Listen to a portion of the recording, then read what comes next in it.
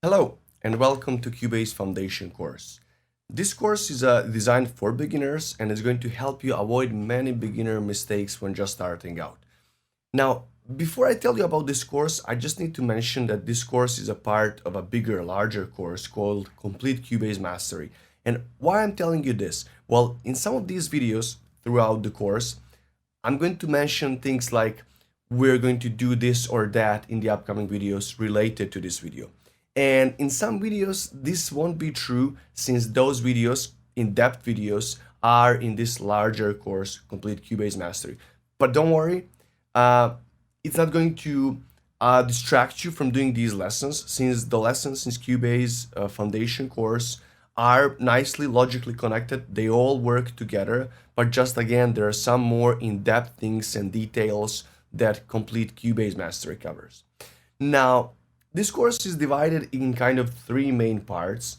In the beginning, we do some basic setup where I help you how to connect your hardware with your DAW, how do you set up your first tracks, how do you organize your project environment, and much more. Then we're going to talk about recording process. I'm going to take you and guide you through my entire audio and MIDI recording process. I'm going to show you all those little things about, how do you set up your gain, how do you approach your sound card, and to get a healthy level of signal when it comes to audio recording. And we're also going to talk about recording MIDI. We're going to use some virtual instruments. Actually, we're going to use Hallion and Groove Agent, and we're going to create one track. I'm also going to show you some cool tricks. How can you use your keyboard as an instrument? And at the end, we're going to discover two main editors in Cubase, audio and MIDI editor. I'm going to show you all those tools and options and how to, execute and edit faster in these two. So I hope you like the course. I hope it helps you to avoid many future mistakes and frustrations, and good luck. Welcome to the very first lesson of this course. Now, I know that we're still not in Cubase, and the thing that you're seeing right now are two different keyboards. Now, why is this? I'm a PC user and I use PC keyboard.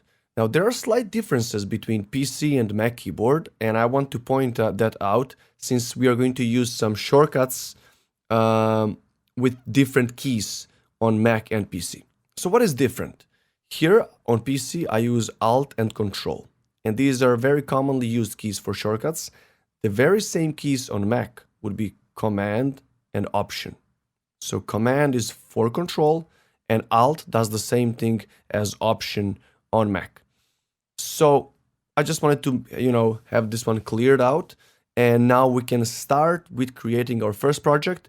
But don't worry, even if you forget these, I will be reminding you throughout the course. So I will always say, Control or Command on Mac, and Alt or Option on Mac, and so on. So let's create our first project now. All right, let's get started with our first lessons in Cubase. Now, as I mentioned, this very first section, if you are completely new to Cubase, is very important. It's actually crucial. And if you're just starting out, please pay attention to these first elementary parts because it is very important that you connect your audio interface correctly, and this will save you some frustration later on if you do things properly. It's important to understand what latency is, but don't worry, you'll figure out all of this in the upcoming lessons.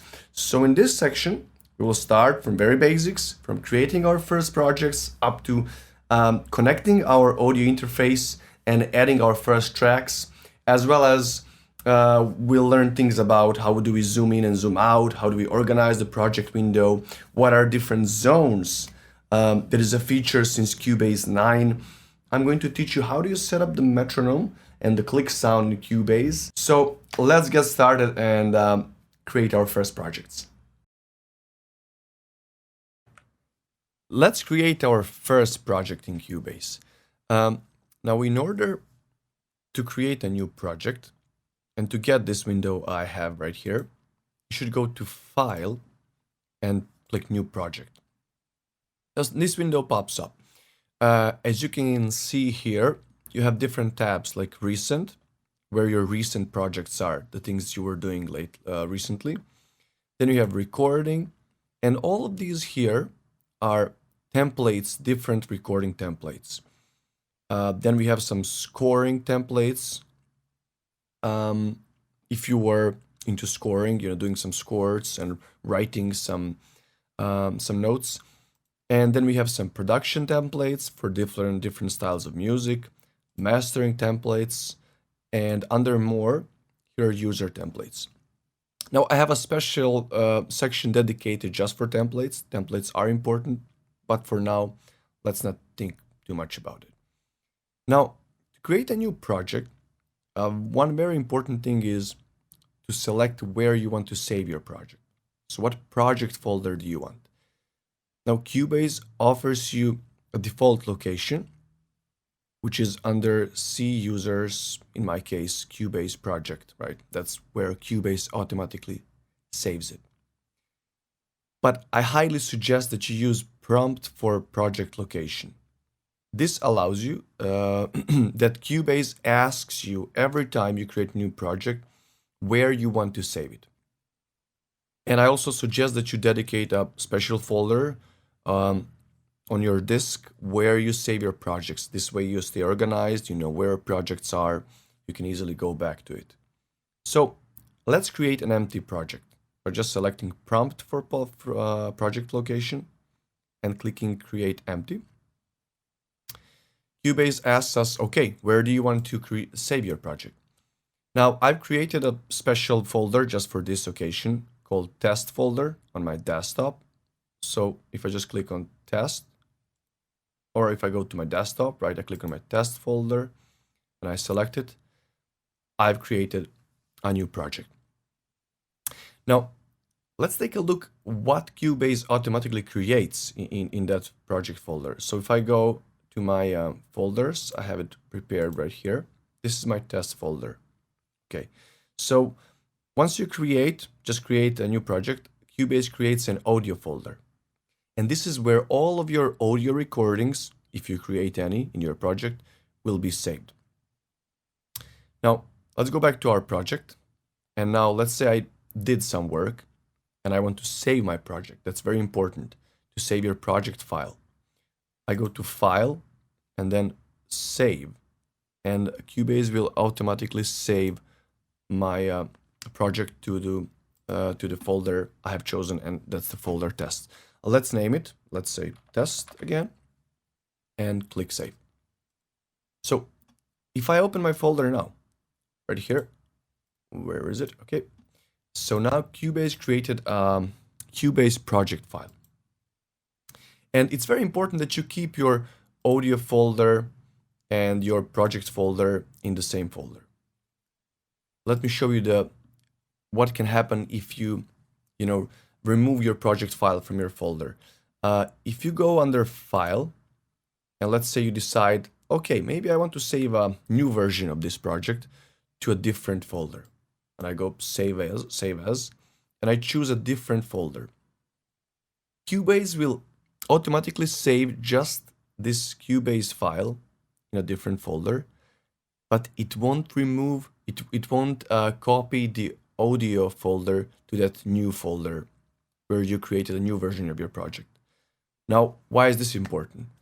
If you accidentally do Save As and you save your project file on a different hard disk, and then maybe one of your old disks dies, or if you accidentally delete the old project folder and you now have just a new project file, let's say test2, if you had any audio tracks and if you try to load it and activate in your project won't be able to activate audio tracks because the audio folder is deleted now.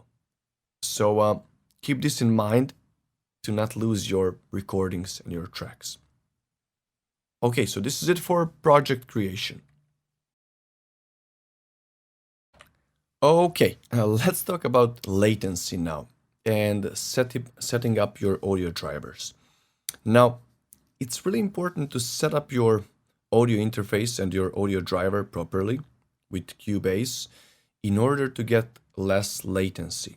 And what is latency? Basically, that's the delay of the signal you get from the moment you input some signal into your audio interface, like your sound card, if you're recording something with a microphone, or you have your guitar plugged in directly into your sound card, whatever it is, that signal travels from your instruments to your card and through your computer out through your monitoring system, like your speakers, headphones, or whatever you're using. Now, you want to have this delay as low as possible, because especially when recording some live instruments, if you are experiencing on your headphones, let's say you're using your headphones for control, if you're experiencing a huge delay, then your playing abilities won't be that good. It won't be so comfortable to play and to record. So to set up your audio system and your sound card, we should go to Studio tab. Older versions of Cubase, like Cubase 8, I think maybe 9, this was a device tab, and it had a device setup. Now it's studio setup. So let's click on studio setup. And then when we get this window, where we can see on the left side audio system, like what audio system do we have? I'm currently using a Focusrite audio card, and right now I have plugged in my Scarlett 2i2. So I'm going to select it right here. Down here it says Focusrite USB. You select your own, whatever sound interface you're using. And now you can see here in the right corner, input and output latency. So basically this is how late my signal is when I send it through my sound card. And I keep it under 10. Everything under 10 milliseconds feels comfortable for me. I don't experience any troubles. And I would suggest that you try to keep it under 10 milliseconds, if possible again. Now, let's go to control panel and see what affects this latency. Now, first of all, audio processing is very demanding on your CPU. So having a good CPU, is the thing you want. But even if you cannot afford any, latest CPU, don't worry, like a good, at least decent quad core will do the work. Now, the two things we have to set up are sample rate and buffer size. Now, sample rate defines the audio quality, but again, don't worry about these too much. Like people obsessed with having 96 kilohertz set up, having the best sound quality. Honestly, like all the professional projects I did, I never, went above 48 kilohertz, just because 96 demands way more CPU, so it's way more demanding for your computer, and I barely notice if noticing any difference between 48 kilohertz and 96 kilohertz. And 44 kilohertz is like a CD quality, so you have tons and tons of professional music created at 44 kilohertz. So I usually work at 48, and that's satisfying for my CPU and for my sound quality. So I will just keep it selected at 44.1 at the moment, because it will stop the recording I'm doing right now. That's the only reason, but I usually work at 48. Now, buffer size is the thing that affects this latency the most. So lower the buffer size, lower the latency. Again, higher the buffer size, higher the latency. Now, there is no magic formula for this one. You should try and experiment with the computer you have. Try to get this buffer size as low as possible to get, a better lower latency latency. But again, if you notice any cracks or pops or any weird sounds while playing your projects or while recording some instruments, this probably means that your CPU cannot handle all of that audio, and that you probably need to put the higher buffer size in order to make it doable for it. So again, at this moment, I'm at 96, and this works for me. Again, experiment, see what works for your CPU. Okay, now let's go back to our audio system. I'm going to click on audio system. Next thing's important for you in order to get the most of your computer is always keep multi-processing activated. This allows your CPU to use all of its cores, and this is very beneficial for music production. The next thing, keep your ASIO or ASIO, I'm not sure how this is pronounced, I always have a dilemma, but let's say ASIO guard. This technology is Steinberg's technology that also prioritizes audio processing, and it helps a lot with some plugins and virtual instruments. So keep this one active as well. Also, activate Steinberg audio power scheme. This allows your CPU again to handle better audio, but to basically to use more electric energy, which is not such a big deal. It's not using, it's not like a huge difference. And yeah, this would be it for setting up your audio system. Find the latency that works the best for your computer and try to keep it as low as possible. See you in the next video.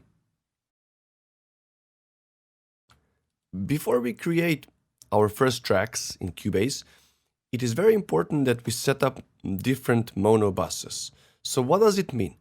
Basically, your sound card, your audio device you're using, has a certain number of inputs. It can be 1, 2, or 18, or as many as you have. And it's very important that you set up these physical inputs on your audio device as separate mono inputs in Cubase, so that Cubase can recognize it when you create new tracks, which we will do in the upcoming video, and so that you can record separately from these. So to do that, let's first check out the one picture here of an example of an audio interface. Here, this is a Focusrite 2i2. Again, it doesn't matter if you don't have this one. On any you're using, you probably have something like these. These are inputs. And this is what we want to register in Cubase as separate mono inputs. So let's go to Studio tab. And then we should go under Audio Connections or press F4. And then when you click on it, you get this tab here, this window with Audio Connections. And we're going to focus on this one here, Inputs. Now, as you can see, by default, you can see one main stereo input, which has left and right input, but they're all together in one stereo input. Now we want to set these input 1 and 2 as different mono buses. To do that, we should go to Add Bus, and then click, how many of these separate mono buses do you want to add? Since I'm using Scarlett 2i2 at the moment, I'm going to use 2, and I'm going to set mono, and I'm going to name it as in. And let's click Add Bus. Now, Cubase creates 2 inputs. As I can see, they're both from my Focusrite, they're both mono. Now, the important thing to see here is that it automatically puts these to one same input. Now, I want to click on the second one here and select my second input so that all of my inputs are selected. And now I have created 2 separate mono buses for 2 different inputs I have. Now, the one more thing that you could do here is if you're using several audio devices, or if you don't want to, make this setup every time you create a new project, you can save a preset right here. So if I go to presets, I can go and click Save Preset, and then I can name it. So name it however you want, and then click OK.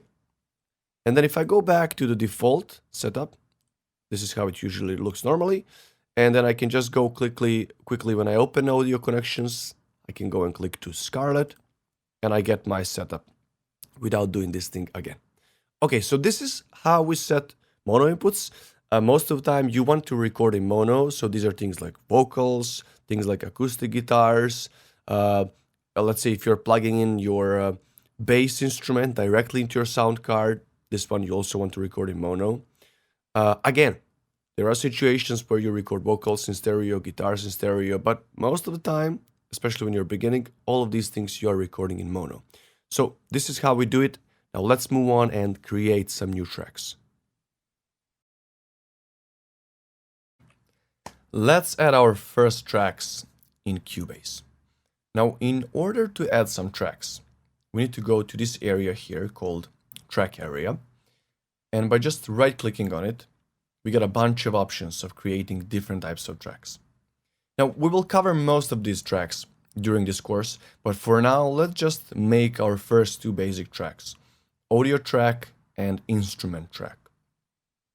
So by just clicking on it, add audio track, we can create an audio track. But before that, we need to select what kind of a track do we want to add. So first one is input. If we click on audio inputs, we should select the audio input that we want to record from our audio interface. Now I will select the input one from my Scarlett. And then what kind of a track do we want to create? Is it going to be a mono or stereo track? I'm going to create a mono track. I will leave stereo out. This means that this track goes direct to the main stereo output. And I'm going to name it. Name, so I can type in a name, let's say audio. And I'm going to create one track, count one, and add track. Now I've created my first audio track. Now we can take a look at two menus on the left side. Now, inspector menu allows us many options, but we're going just to cover some basics, and we can mute a track right by pressing M, and we can do the same thing on a track. We can solo it right here, and we can also do that on the track as well. Now right here, we can change the volume of our track. Now if we click on the small square icon, and we drag it, so we hold the left click and drag it to the left or right, we can change the volume. Now, if we mess around too much with it, and we want to bring it back to 0, to default, just hold Control or Command, and click on the line, and it goes straight back to default. We can also change the pan. Panning is, do we want to place our track more to the left or to the right? Right, where do we want to put it in the stereo field?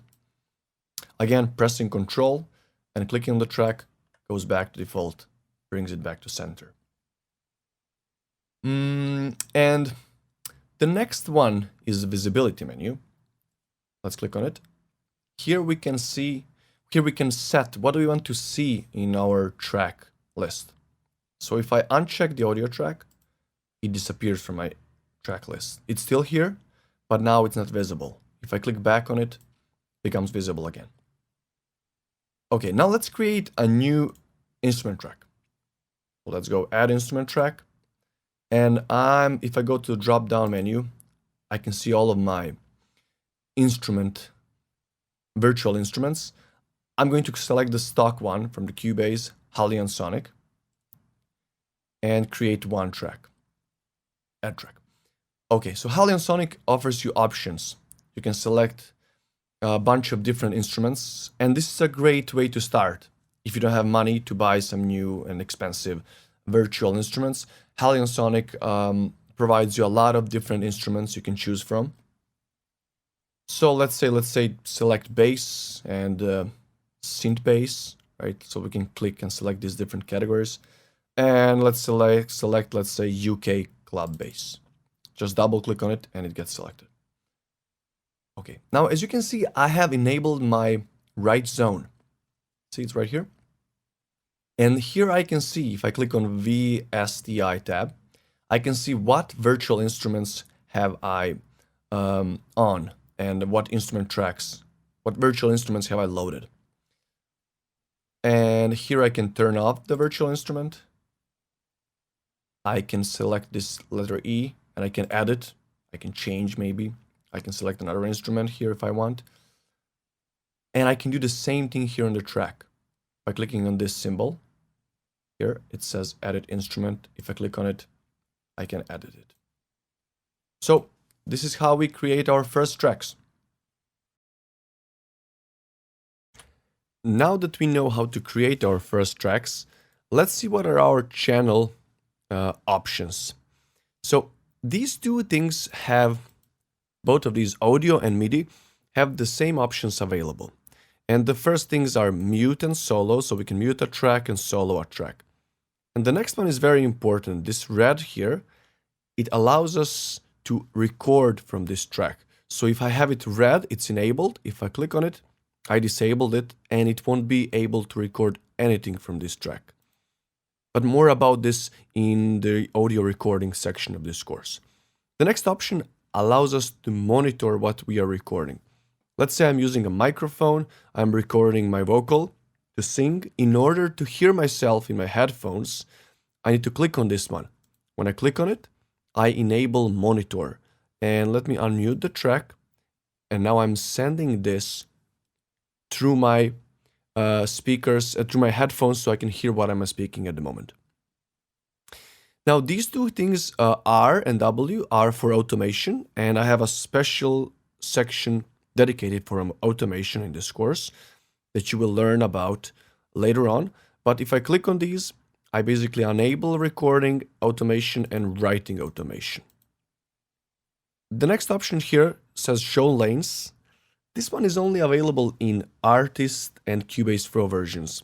And basically this one allows you to show multiple takes when recording. But again, more about this one in recording section as well. Now let's open channel settings. If I click on this option here, edit channel settings, this window pops up. Now the same window we get if we click on the instrument track as well. It's completely the same. So let's go to this audio track. If we go from left to right, first thing we see are inserts. And this is the place where we record plugins.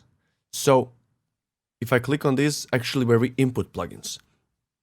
If I click on any of these, I get the list of all the plugins available and in different categories. Now let's say I want to add some delay, for example. I will go to delay. Here is delay.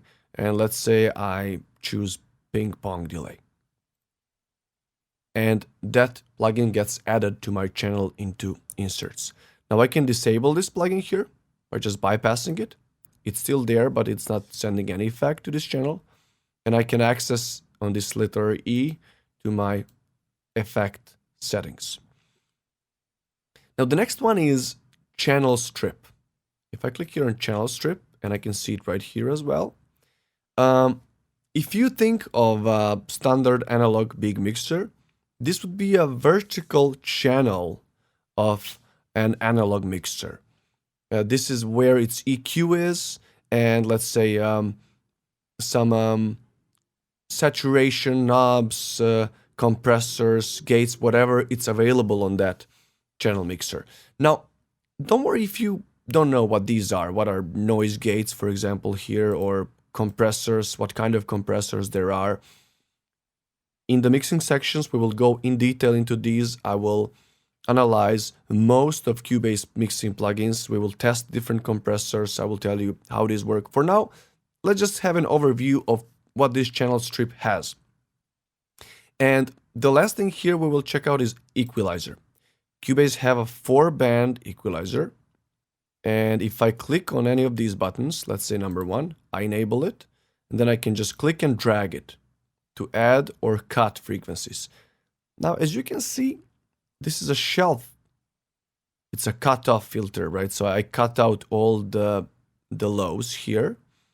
And I can change its curve. So if I go here to this curve here, I can select EQ band. I can go parametric, like typical parametric bell curve. I can now drag it and boost it with this curve as well. Now, as you can see here, I can see how many dBs I'm adding or cutting. I can see change the position, what frequency. And this, as you can see, this equalizer goes from 20 hertz to 20 kilohertz. And I can change its width. So I can just click on the lower one and drag it to the left or right to make a wider or a narrower bandwidth. Okay, now let me show you one trick here. We will talk a lot about shortcuts because I'm really trying to teach you here how to get productive in Cubase. But for now, let's learn some basic shortcuts. If you press and hold Shift, you can just change the width, the bandwidth, with just dragging your mouse up or down and just holding Shift without anything changing. If you hold Command on Mac or Control on PC and you drag see what happens. You stay at the same vertical line, and if you hold Alt or Option on Mac and you go left or right, even though I'm just, doing these circular movements, I'm constantly staying on this selected horizontal line, no matter what's happening. So these are very, very convenient to have. And the last thing on EQ we're going to check out is this here, bypass pre-filter. You need to have it enabled to do any low cuts or high cuts. So I have high cut, low cut. If I click on the knob, I enable it. I can drag it. So I hold my left click and drag it to the left, and see I do the cut off. I cut out basically all the high frequencies, and the same thing for the low one. See, if I drag it, I cut off low frequencies. So these are high pass and low pass, basically. And on the right side of this channel settings, you have your sends. So this is where, if you're using an external effects, again, we'll talk more about these in the mixer section and in the effects section mixing. But for now, let's get an overview. This, when you have separate channels for effects, this is where all of your reverbs or delays will appear when you send your signal to that external channel, and then you put some effect on it without having to insert any effect. But again, if this sounds confusing, don't worry, we will go through all of this and you will make it clear. But this is where your sends are. And in here in the upper menu, we can see what's our input. So I'm using my mono input one. What's the name of the track? And I can change it here. And where am I sending it? I'm sending it to my main stereo output. And on the right hand side, we have the main volume knob, and I can just slide it. So main volume slider, I can slide it up or down to change the loudness of the track. Again, at any time, if I want to go back to 0, I can just hold Control or Command and left click on it to go back to 0. We have panning options here, so we can pan a track to the left or to the right. Again, Control, Command, click, we go back to default. And again, mute and solo options. Now, this is how your edit channel settings will look in Element version. Now, Cubase Pro allows you here in this settings menu to add more routing options here, but I will turn it off for now. And this would be some basics about channel settings. So see you in the next video. Okay, now let's learn how to set up locators. Now we have a left locator and right locators. And what are locators? Locators allow us to select certain area of our project or certain numbers of bars or beats that we usually want to loop. That's the most common usage of it. So in order to select a locator, you can see these two little triangles. Actually, it looks like one triangle at the moment. And by hovering it with your cursor, it turns into a pencil. Now by holding your left click and dragging to the left or right, you basically make a selection. I'm going to drag it to right, and now I'm going to select these two bars from 2 to 4. And now I have my locator set up. As you can see on the left side, this is my left locator. On the right side, it's my right locator. And now we can loop this area in between and maybe make some recordings. And to loop it, we go to our transport panel and click the loop symbol. So if I click on it, this turns purple, at least in my Cubase 11. In older Cubase versions, I think it looked a little bit different. But in Cubase 11, it turns purple. And now this means that I've created a cycle, or this is a loopable area. Now let's say if I press play, let's see what happens. Now my click is turned off. We don't need it for now, but let's see what happens. It's looping it, right? It goes back and forth, back and forth. Okay, it's in a loop now. And another way to set locators is to use shortcuts. So by pressing Control, so holding it, and left clicking on the bar where you want to select locator. So I'm going to click on bar 1. I will set my left locator. To select your right locator, hold Alt on PC and click, let's say, at bar 5 or bar 7, right? And it moves it instantly. So that's a faster way to do it. And again, my suggestion when using loop, again, I like using shortcuts, and I have an entire section dedicated to it in this course. It improves your work speed and workflow a lot by just pressing slash symbol on your keyboard, or divide. I like to use slash. By pressing slash, again, I don't want to confuse you, it's the same symbol, just, it can be called slash or divide. And by pressing it, you can enable loop or disable it. Now it's disabled. If I click on it, if I press it again, it's enabled. And this is how you set locators and create a loop cycle. Now let's see what the transport bar is. If you look at this lower part of Cubase window, normally in regular view, when you just start Cubase, you should see this middle part here, which is called the transport bar. Now, if you can't see it, you can just go to the upper right corner, open it, and click on this, this tool here, and then activate transport bar. So if this is not checked, just check it, and you will be able to see the transport bar. You can also access it on pressing F2 on your keyboard. And I will keep it here on my project window for the better overview. Now, I will have to skip some of the parts of the transport bar since some of these things just require separate videos so that you understand it better. And the first of those things would be automatic quantize.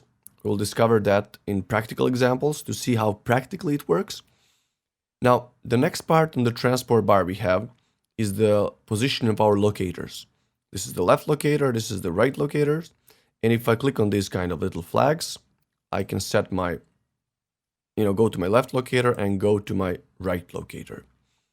Now again, this middle part here, punch in and out options, we will be using when I'm going to show you an auto recording trick, very useful with these options. For now, believe me, let's just skip it.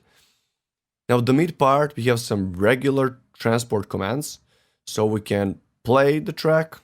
I go back to my first, to my left locator, and I play the track, and I can stop it. Obviously, I can loop the entire track. If I just go and drag my locator to the right, let's just loop this first part so that we can see how it works. It keeps it looping it constantly, and this is how you create a loop.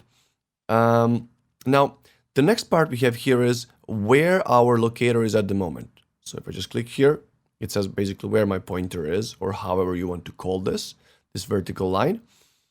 Now, the next thing we have here is select primary time format. You want to keep this most of the time at bars plus beats. If you're creating music, this is the only thing you will need all the time. Maybe when working with movies, you would like to keep it at seconds or time code, but I won't go into detail about that. Now, you can also select your tempo here at the transport bar. The default one is 120. If you just double click on the number, you can change it at whatever you want. Just type in the number, let's say 100. We'll go at 100. Let's just go back at 120. And here under E, Edit tool, we can open our metronome. Now, I have a separate video for you upcoming in this section about metronome and in details. So this is just a general overview. Let's close it for now.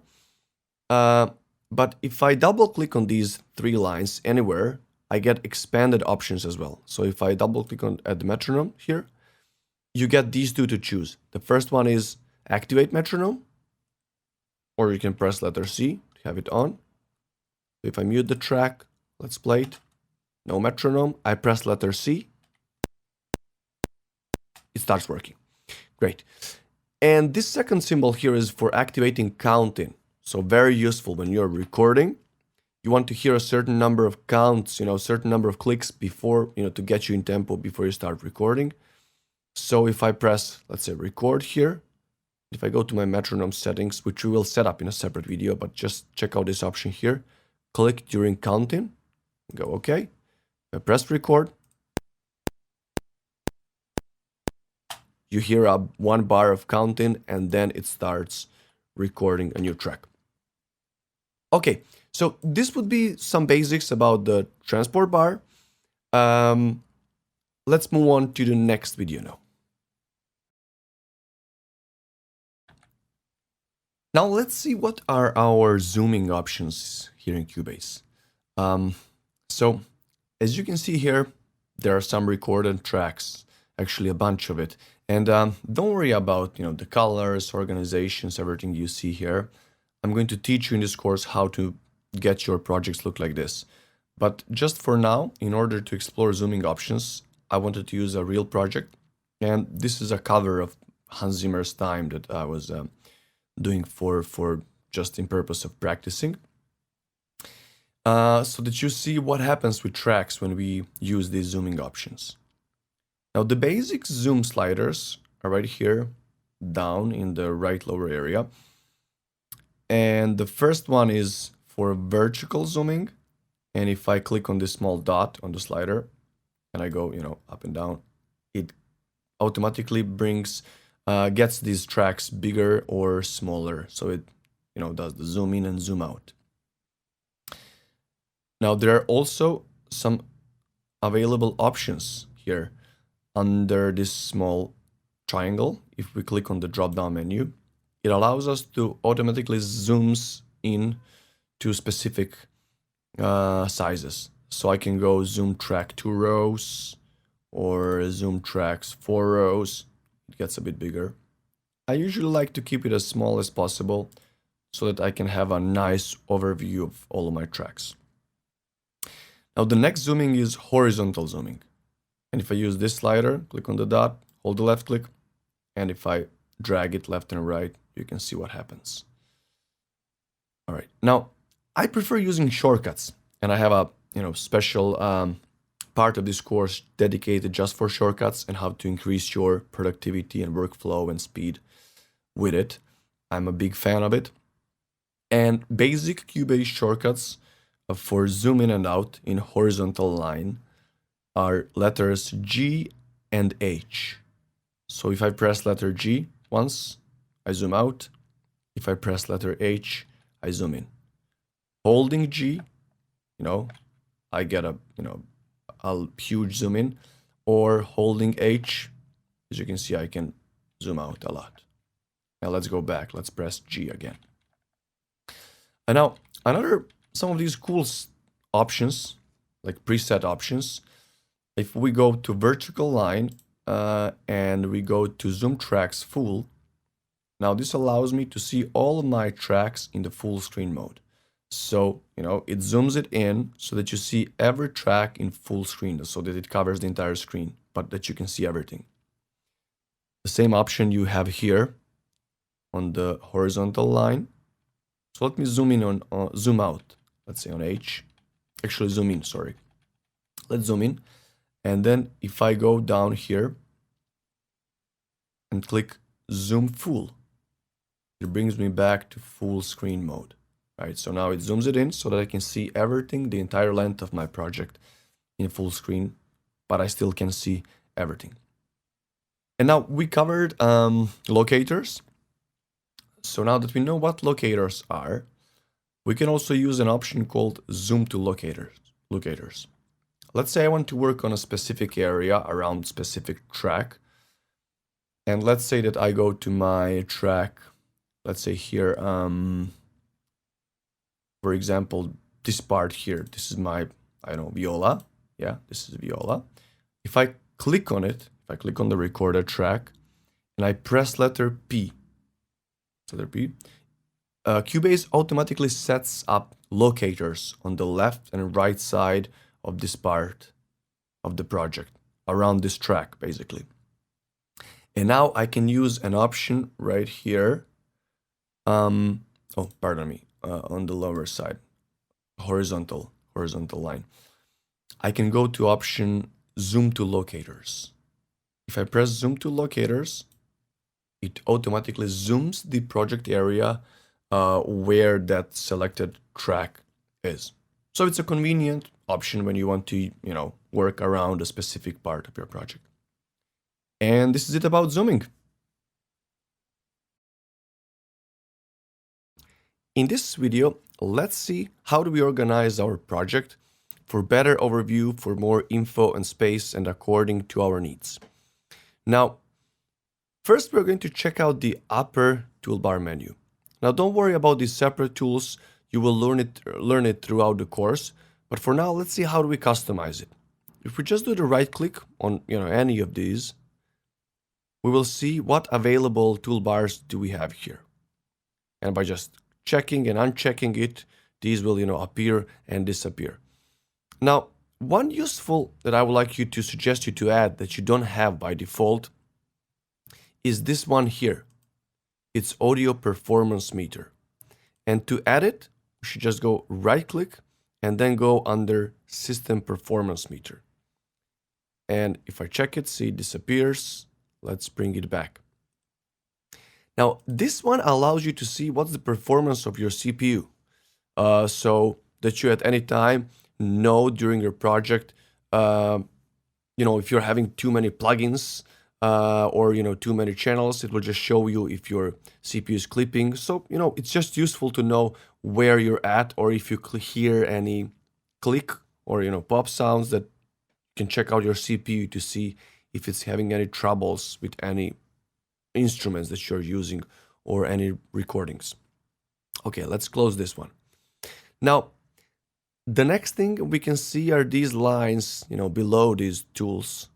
And to access this line here, we should go to this Setup Window Layout Settings button, or however you want to call it. Let's click on it, and then we have the status line. This is the first line here. We see the recording quality and so on. We can also add the info line and the overview line. Now, if I click on any of these tracks here I have, it will give me some info about it. Where does it start? Where does it end? The length, and so on. But I also get this second one here, which is the overview line. And it can be useful because it shows you, when you start creating longer projects, you can just quickly see where are you at your project. And you can, by just holding your left click and dragging certain area, like this, you can select certain area, and then you can drag and scroll through your project, another way to scroll through it. Or you can resize it to zoom in or out, like that. Also can be useful. I don't use this one so often, but if you find it useful, why not? And a very useful thing in Cubase is also these zones parameters, which are right here. Again, if you don't see it, do the right click and then go under Windows Zone Controls to have it checked. Now, we have the lower left zone, we have the lower zone, and we have the right zone. And now let's just do a quick overview, since we will be using these throughout the course. For now, let's just, get some basic overview of it. So we are already familiar with the left zone. We have the inspector tab. If I click on any of these tracks, I can use some, track controls, which we covered in channel settings part.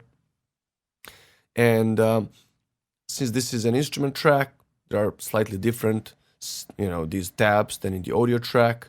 Then we have the visibility tab to turn on or off visibility, like we talked. And the lower zone, by default, provides you a kind of a mini mixer console. Here you can do some basic things like mute or solo track. Let me click this track here, let's say. So I can mute the solo track, open track settings right here. Change the volumes on the volume knobs. And we can also choose in this lower left area, we can choose to see only inserts or here only sends, which we'll be covering in detail more. No worries about that for now. And you can also choose different editors here. And we will cover these in separate master classes. You will be able to use a MIDI editor, audio editor, drum editor. You will know this perfectly. Then we have sampler control, where we can work with samples, and core pads, which we will also cover in detail as well. And in the right zone, we can see the overview of our VST instruments. This is Media tab, which shows something called Media Bay. Again, separate lesson about Media Bay is coming, but some basic overview. we can see all of our VST instruments here, and we can just by clicking and dragging to our project, we can activate these instruments. Different effects, basically these are all of our effects that we can add to our inserts. Then loop and sample packs that you have and you get with your Cubase. Again, don't worry, all of this goes in detail under Media Bay tab when we start talking about audio editor and audio editing, and different presets and so on. Then here is the control room, an advanced feature of Cubase for Cubase Pro, and a meter, basically main, loudness meter. We can see the loudness level and also the overall gain of the entire track. Okay, so this would be some general overview of the project organization and different menus. Now let's move on to the next video. In this video, we're going to talk about metronome settings and also how do you change the original metronome click sound in Cubase. Now, I have provided you an audio file that you can use, and I'm going to show you how to use it to change the click sound, again, if you don't like the original one like I do. Now, to go to metronome settings, we should go to this lower right area. And again, we can activate click right here, and we can also activate the pre-click next to it. Now, let's see what these options are and also how can we set it even more. Let's go here to open metronome setup. Now, the first tab we see is General tab, which allows us to activate metronome click. And as you already know, we can just use letter C in our project to just quickly turn it on or off. Now, we can use MIDI click or audio click. Most of the time, you're using audio click, unless you don't want to use any clicks from any external or MIDI sources, which is probably rarely a case. So I use audio click, and here we have some click options. Do you want to hear the click while recording? And do you want to hear the click while playing the project? Again, if it's on or off. If click is off, you won't hear it while playing your project, even though this option is checked. Now, the next important option is click during count in. And basically, as maybe we mentioned it so far, but if we didn't, basically we just need to check out to set up how many times do we want to hear the click before starting the record. And here we can define the number of bars we want to hear it. So let's say if I set up 2 bars and I go OK, if I press record,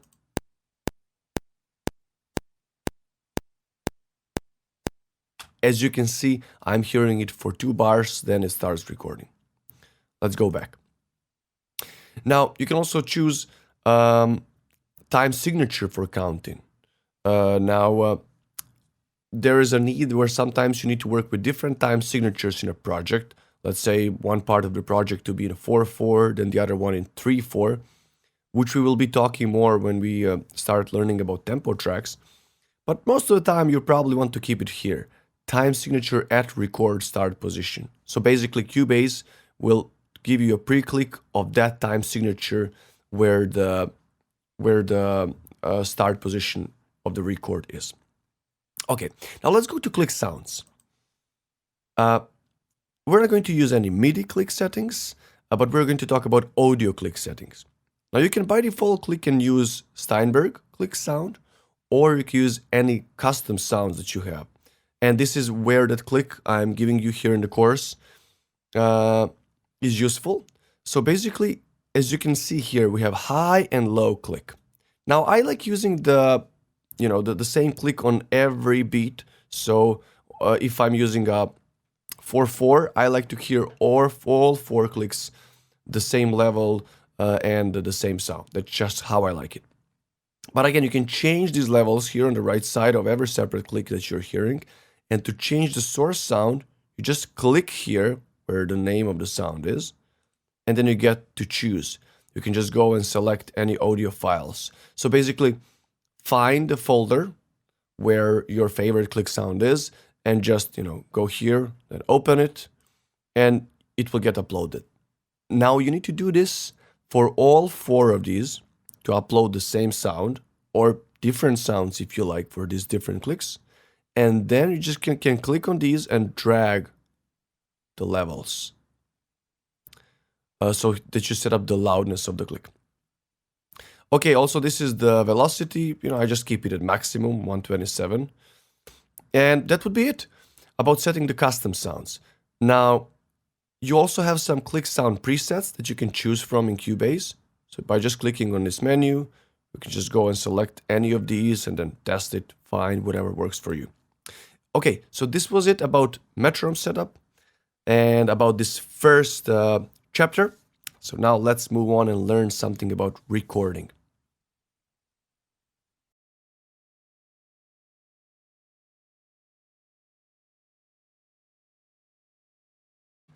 Welcome to another video, and here we are going to master the process of audio recording. So in this video I'm going to use my guitar straight plugged in into my audio interface, but basically this same principle applies on any kind of audio recording, being it vocals or some other instruments like vocals, acoustic guitars or microphones, whatever it is. So anything that goes on an XLR cable, like vocal microphones, or anything that has a direct input, like electric guitars, bass guitars, or ukulele with electronic piezo acoustic guitar, and so on. So here I have created one audio track. Now, before we want to start this recording process, I'm going to guide you through the exact number of steps that are very important so that you avoid any future frustration. And the first thing is, after obviously creating an audio track, is to set up a proper audio input. So let me create one more track to guide you through the process. When I create an audio track like we did before, make sure when you go here to audio inputs to see what audio input are you plugged in when recording on your audio interface. So I'm using my second input on my Scarlett interface here. So if I go to the picture here, I'm using this one, it's number 2, and I'm selecting the same input right here. Other case, I wouldn't be able to record any audio if I select, let's say, input 1 here. Where is it? Okay, here it is, input 1.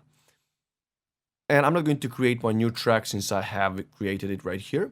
The second thing we do when we create an audio track and select our input is we set up the gain. And this is crucial. Without setting up your gain properly, you're getting basically not a useless recording, but a low quality recording if you don't this right.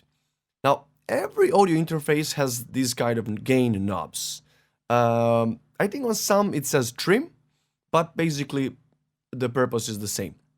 And you should have a kind of a LED indicator, like here, see? When the signal is kind of a healthy signal, it's green. When it gets clipping, it's red. Now you want to move this knob when you plug in your microphone or your instrument until you have the green signal. When the signal gets red, you need to back it up for at least 10%. So you do this in this way that you say, let's say if you have a singer, if you're recording a singer, or if you're a singer or recording your guitar, you play the loudest part and then set your gain according to that. How do you do that? Let's go back to Cubase. If I open my channel settings, we should look at this volume level here and gain right here. See, it goes up to 0. And I have my guitar in my hands. Let me play it for you. So the way we set it up is we play the loudest part, as I said, and try to keep it somewhere around -12. Now, why -12?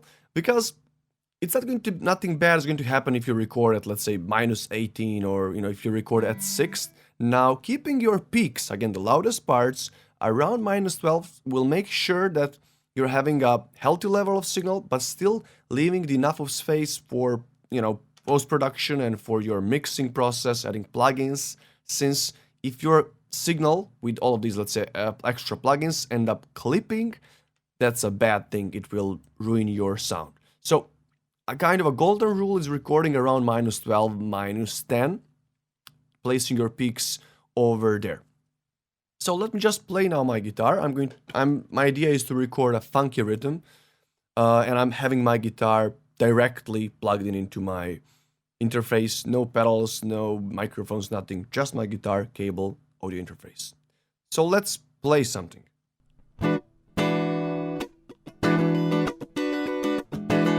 And as you can see, my signal is going a little bit over -12, so I will go back to my gain knob on my audio interface. I'm just going to lower it a little bit. Let's try it again.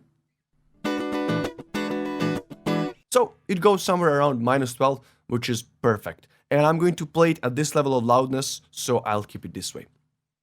Now, once we have our gain set up, you should make sure that your record enable is on. So if it's not red, it won't record anything. Always make sure that this is on. And the next thing is, if you're recording a microphone and not the guitar like I'm doing right now, you want to make sure that your monitors, your speakers, if you're recording in the same room where your microphone is, that your speakers are muted and that you're using headphones, and then to have this option on here, monitor. When you click this one, you are able to hear what you're playing in your headphones. If you turn it off, you won't be able to hear what you're playing. And again, when you record something, when you want to hear the playback of it, you turn it off. Because if you have monitor on while playing your playback, you won't be able to hear it. Right now, monitor is on, and I'm going to record a track now. So let's do the recording. I'm going to change the tempo here. Let me make it somewhere around 90. I'm going to use the slower tempo here. And okay, let's record.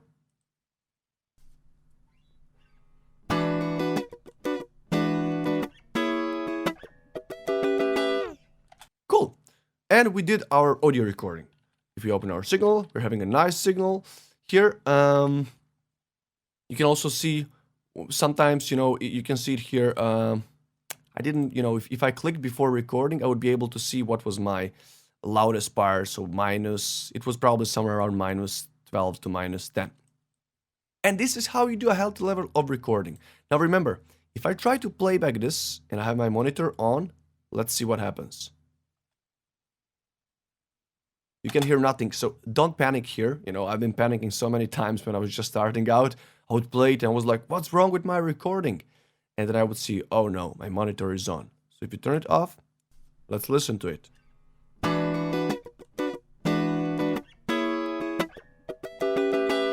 And right there, it's right there. Okay, now another useful thing I would like to share with you when recording. Let's say I add more audio tracks here. Let me add, let's say 3 more tracks. Why not? Let's add it here. Now here's my first guitar track, and let's say that I did recording. I recorded some, piano, 1 more guitar, and then I want to add a voice over it. Now, if you don't have a lot of tracks, a useful trick would be to, let's say you're starting to record your vocal, and then you realize, okay, these other tracks are too loud, and when I try to sing on it, or when a singer tries to record a voice over it, he or she just can't hear themselves loud enough. And what a lot of people would do, they would just grab one of these. Let's say this is my vocal track. I'm just going to name it like this, vocals. And a lot of people would just grab the pot, this level here, and they would just try to add volume to it, just to overcome the loudness of the other tracks to be heard better during monitoring. But that's a bad idea. The better idea would be to link other tracks. Just go back here. So you can just select this one, and then I'm just holding Control, and I'm just clicking, or Command on Mac again, and clicking on these other tracks. Here's my vocal track. And just do the right click here. And you can go and say link selected tracks, channels actually. Now don't worry about these other parameters. I'm just going to, unclick this one here. Just keep the volume one. If I go OK, these get links. It says link 1. And now look what happens. If I grab any of these that is not my vocal track, and I grab it down or up, voila, they all move together. So it's a cool trick when you're recording and you're not doing the overall mixing or setting up levels. You can just grab one of these and lower everything. And then lower everything down so that you can have your vocals stand out for the person who is recording vocals so that they can hear it nicely. Because you want to keep and leave enough of space for your gain on your track later on in the mix. Okay, so this was the entire recording process. So we did how to create a healthy gain, how to set up our track, set up inputs, and at the end, how to link tracks for hearing other tracks while recording better. I hope this was helpful, and see you in the next video. In this video, we are going to learn about Quantize and Snap options. And these things help us to play things in time, even though if we are not great performers, we can make every note perfectly in time. And this also allows us to move in a certain rule of timing. So let's see how does that works. First of all, we can see the grid right here in the project window. Now, how do we divide this grid? Depends on this option here. And this is where we set quantize and what value do we want to use for this quantize option. Now here on the ruler, I can see these lines, parts of the bar, and I can see these lines. Let me zoom it in more a little bit. I can see these vertical lines here. This is how I divide my project window. And if I have my snap option here, it's right here, snap on or off.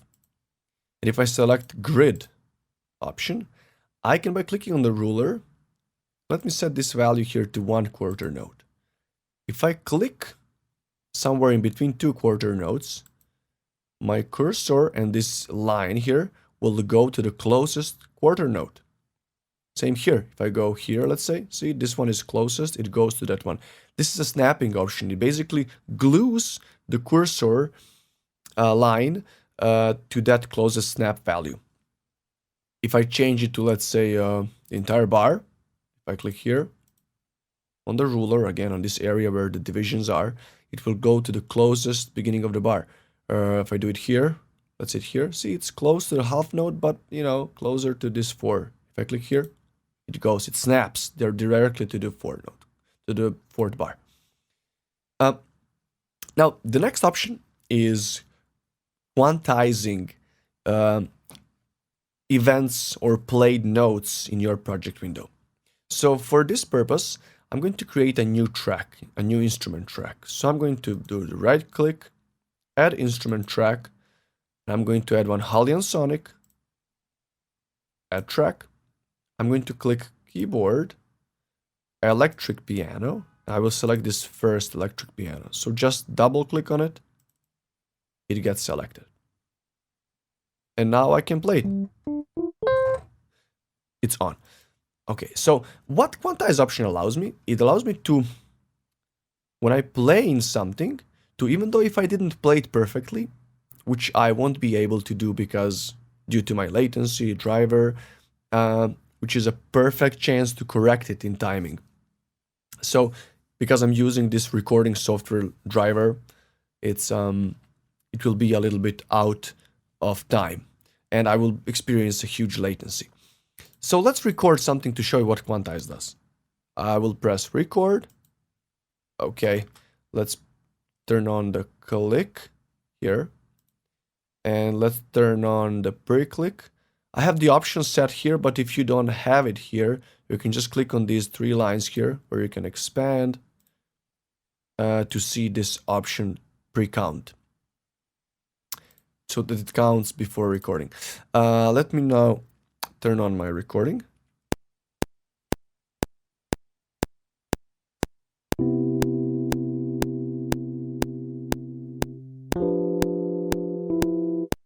Okay, I made a mistake. Let's do it one more time.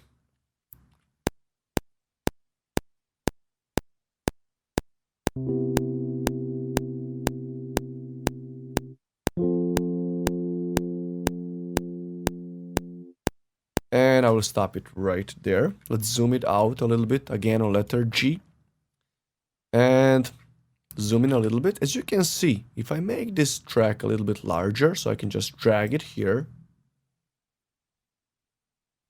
you can see these MIDI notes being recorded. Now, as you can see, let's say I want to make it perfectly on time here in the beginning of the bar. I can see I didn't play it perfectly, so there is some gap. If I just click on my track, look at these lines, what happens with it? I will go and here use quantize. I want to put it on the beginning of the bar, so like to quantize it on the entire bar. If I click on this letter Q here, these automatically snap to the beginning of the bar, and they are now perfectly in time. So this is what quantize do. Again, if you're doing, let's say, some solo sections, you might want to use 8 notes, for example, or for some faster things, 16 notes. But after you record it and you press quantize, these lines will be snapped to the closest value that you have chosen here in the quantize section. Now, the next thing with quantize is this thing here where it says grid. We have snap type. There's this other option, grid relative, and we will use this one more in MIDI editor. I will explain it more even when we discover what MIDI editor is and what can it do. But this allows me to, let's say if I want to snap this, I will turn off the snap for now. And let me grab this event of recorded MIDI things and let me move it a little bit, just off this second bar.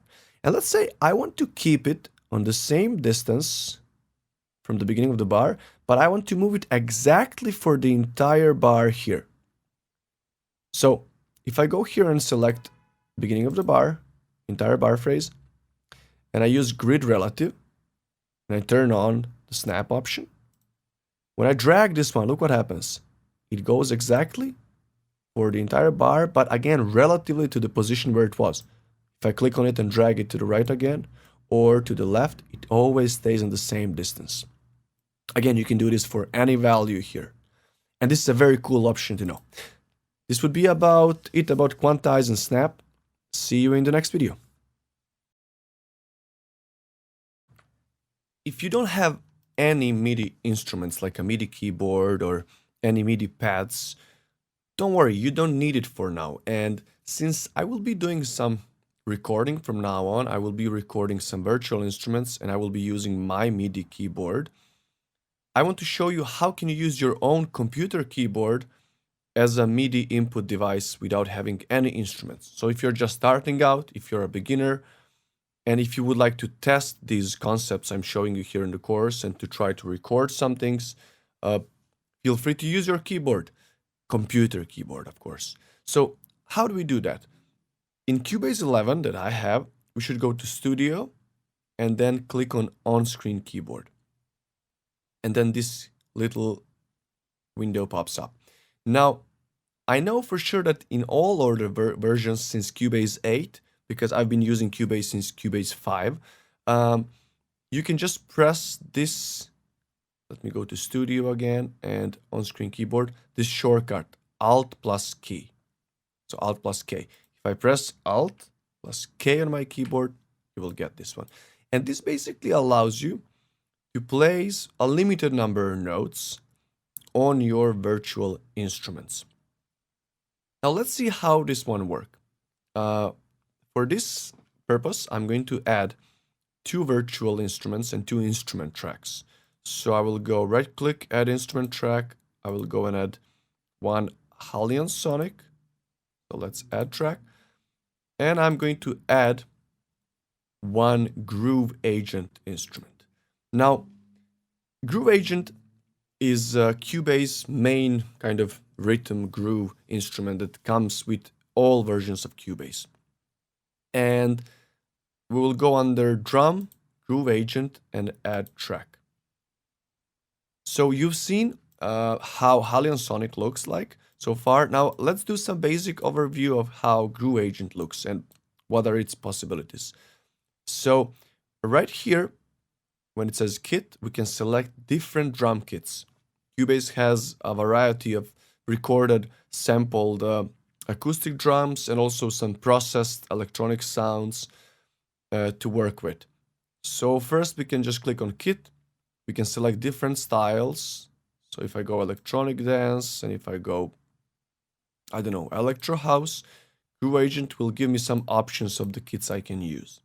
Again, the same thing like in Hallion Sonic. If I double click on it, it gets loaded in the instrument. And now here we have a bunch of these pads. If I click off any of these, it will trigger different samples. So let's click on this one. right? Or if I go here on kick, now I'm just clicking with my mouse, activating these different samples. Now, we also have, so this is the instrument.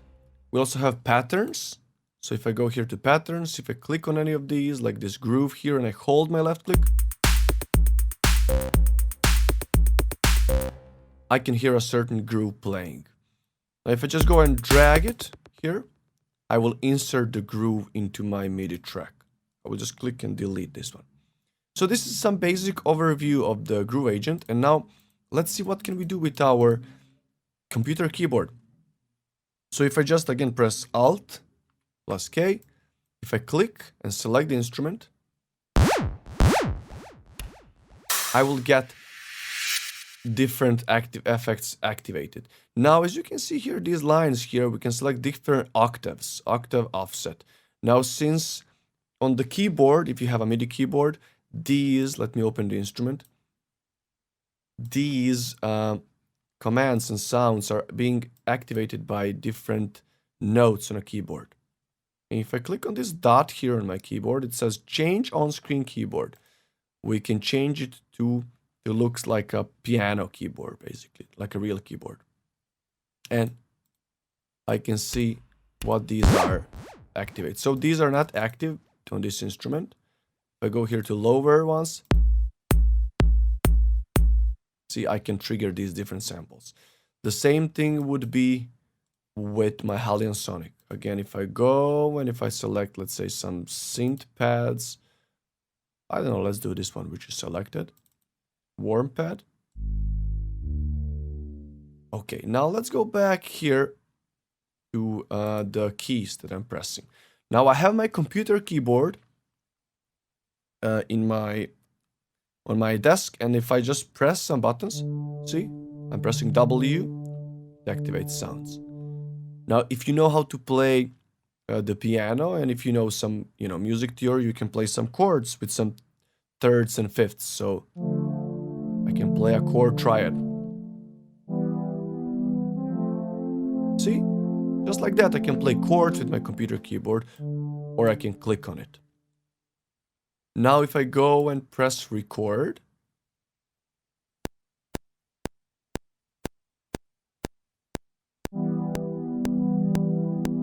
see, it gets recorded like a real piano. Let me click on this and delete it.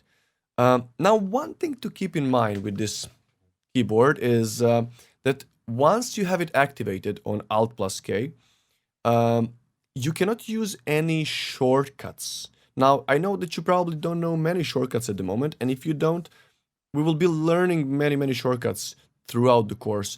Just keep in mind that any shortcuts, most of the shortcuts won't be active since these keys are activated. For example, letter Q we can use for quantize, like we did in Quantize and Snap section.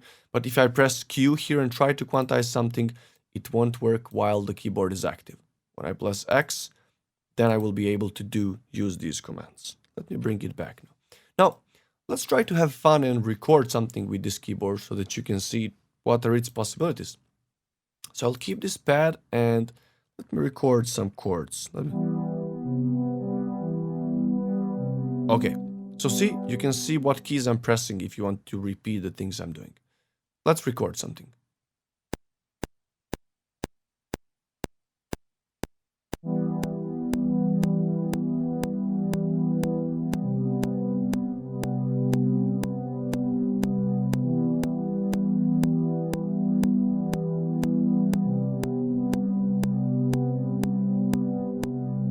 Okay, and just for basic.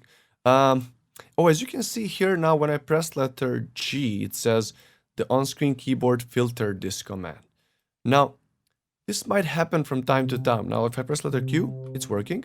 But sometimes this may happen that even if you press these keys that are available here, and it happened to me, it's kind of a bug.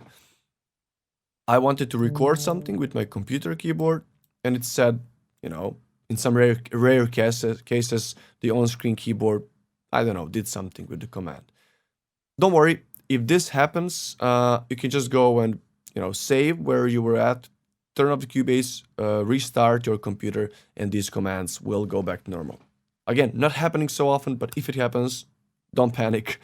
You can just restart your computer and these commands will go back to normal. Okay, let me go back here. I will zoom out a little bit here.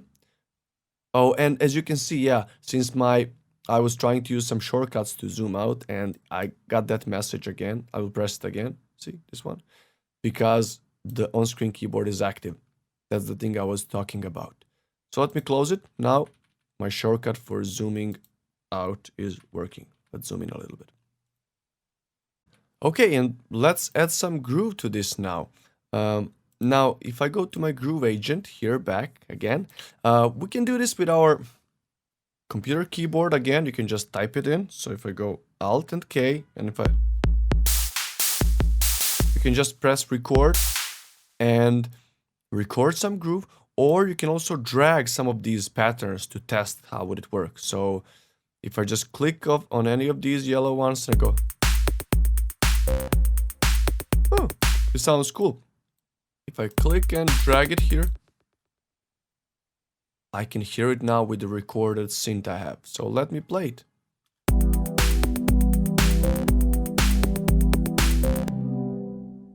Let me duplicate this one. So I'm just going to close this keyboard. Let me click here.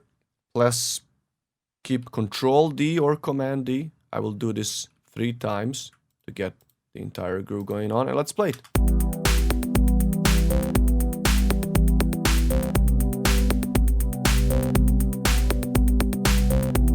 I'm not sure, if these because there are some notes in here in this groove.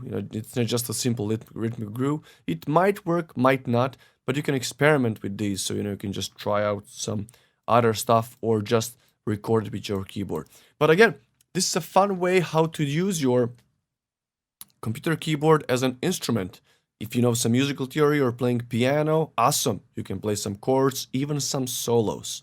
So have fun with this one, and now let's continue exploring things about recording and what else can we do with Cubase.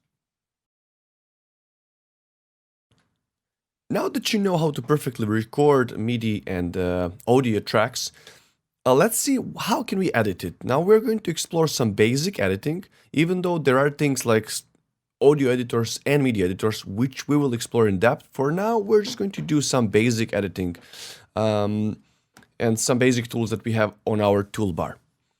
And as you can see, I have one MIDI track, I have an audio track that we are going to play with, and our editing tools are right here. So you can see it on your toolbar, this section here where we can see a set of different tools. Now, even though we have these tools accessible, there is also a better way to access these tools even faster. And I have it set up on my right click. Now, if I click on my right click, I get these tools. Now I'm holding it. When I release it, I lose it. So if you don't see the same thing as I do when you hold your right click, you should go to Edit and then to down here to Preferences. And then under Editing, Tools. And check this stuff here. Show Toolbox and right click. So if you have this one checked, you will get the right click like I had it before. If you uncheck it, let's see what happens. If I go OK, I do the right click, I get a bunch of options. This is also useful as well, but most of the time when I'm editing stuff, I like having my tools, which are right here. If we just go here to Tools, and we can select the same tools we had. But I just like keeping it under on my right click instantly. So I will just go to Preferences, I will check this one, and we are good to go. Now, when I hold my right click, I can just, while holding it, point the option I want to select, and then that one will get selected. So first one right here is object selection. We can just click and select objects, or we can just drag and make a selection, select different tracks. Now, the second one is called range. Now, keep in mind that this one is dependent on snap option. So I can select a certain range if I just hold my left click on a track. So number of bars or beats or whatever my snap value is. So right now I'm at quarter notes, so I'm selecting quarter notes. If I turn off snap, or you can just press letter J, I can select freely, so I can just do some free selection. And this can be also very useful if you just want to select a specific part of the track. Okay, we can also put the locators around when we're talking about locators. Remember, it's very useful, let's say, when you're working, editing a specific part, I can just press letter P. We talked about this in the first section, and I can instantly put my locators around that range of selection on that track. Okay, let's move on to the next one. The next one, again, right-click, is Draw Tool. Now, Draw Tool has, a variety of options. For now, let's just do the basic stuff. Don't worry, we will be using Draw Tool, especially in MIDI editor. We're also going to mention it in audio editor. But for now, here in our project window, we can simply draw an empty MIDI track. So if I just hold my left click and I do arrange here on my MIDI track, I can have an empty MIDI track. Later on, you will see how can I use this empty track to input some MIDI notes in it. So if I double click on it, we open a MIDI editor, which we will discuss in detail. Don't worry about it for now. I'm just going to remove the lower zone where it appears. And this is how we can use our draw tool. The next one would be erase. So we can erase stuff. If I just click on the track, I will erase it. The same thing goes here. I'm just going to undo this here to get our tracks back. Then we have cut tool or split. Now again, this one is dependent on snap. If I have my snap on, I will cut on quarter notes here. So if I click anywhere, I'm just going to cut my track. Now the thing here with MIDI track is, let's see if I cut the audio track. Everything remains the same. I only see the line right here. But when you cut a MIDI track, since MIDI track remembers the data you input when you press the key, it will basically remove the visible part on the right side. So keep that in mind. If you cut it, you won't see the notes anymore where you cut. So pay attention to the beginning of the MIDI notes.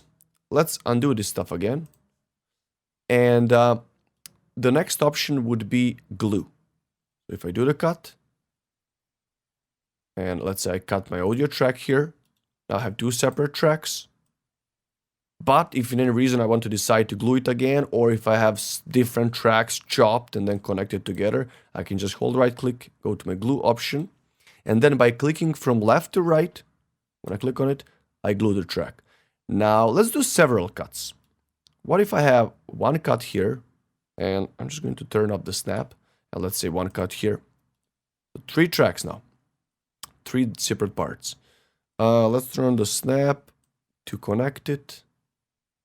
Okay, it doesn't really matter. I'm just going to make some space empty. It doesn't really matter.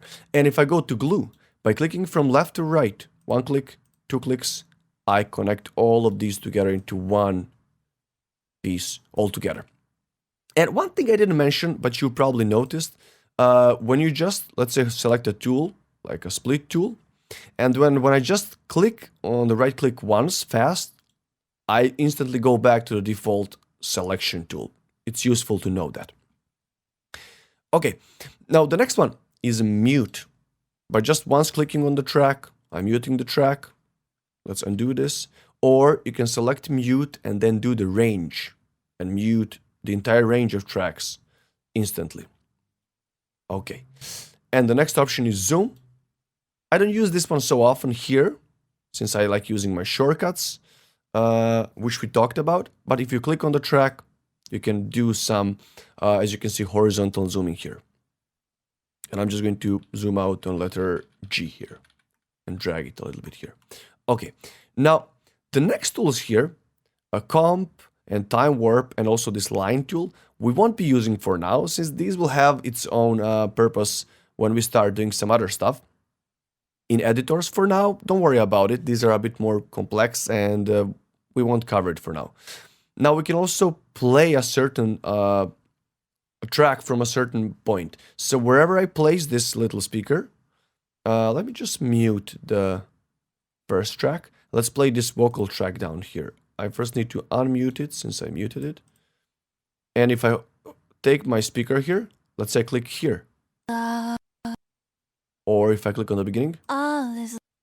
The moment I press it, it plays. The moment I release my left click, it stops playing. So we can listen and audition different parts of the track. And the last thing is color tool. We can colorize elements. So right here, I'm here at my palette. If I go here to this little tool here and I select, let's say, I don't know, green color. See, it gets green. And if I click here, it gets green again. So basically, whatever I click, it will get this color I've selected here so I can color my tracks. Okay, this would be it about basic editing of our tracks. Let's move on to the next video. In this video, we're going to make a quick introduction of Media Bay. Now, we won't go into detail for now.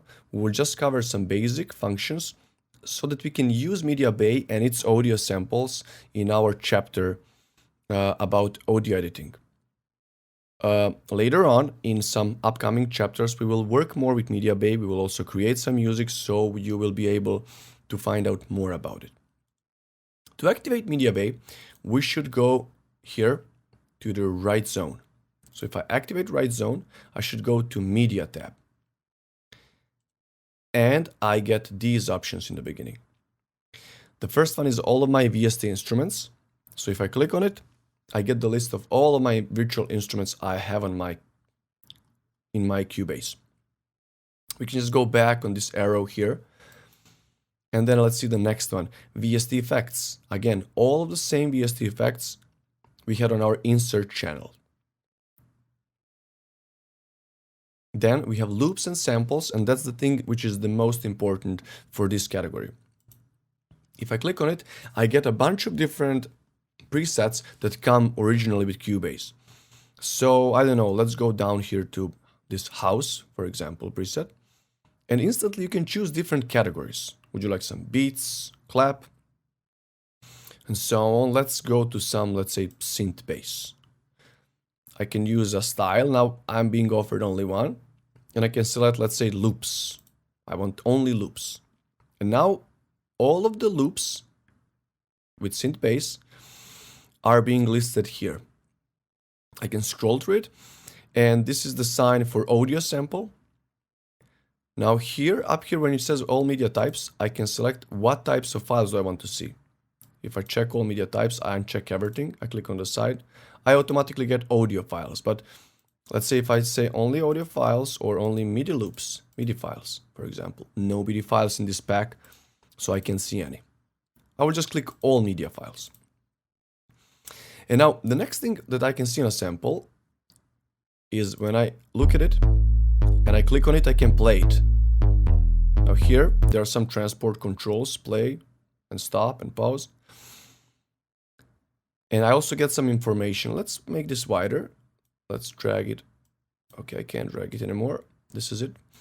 I can see what's the tempo of the sample. So it's 125 beats per minute. And what key is it in? Now, in order to play the sample when just clicking on it, like this, you need to have these options here checked. See these three options in the lower right. Let me disable all of it. The first one says autoplay. So if I have it turned off, when I click on a sample, nothing happens. If I click on it, I can play these different samples. Now, the next cool thing is these two features are very, very cool when inserting these samples.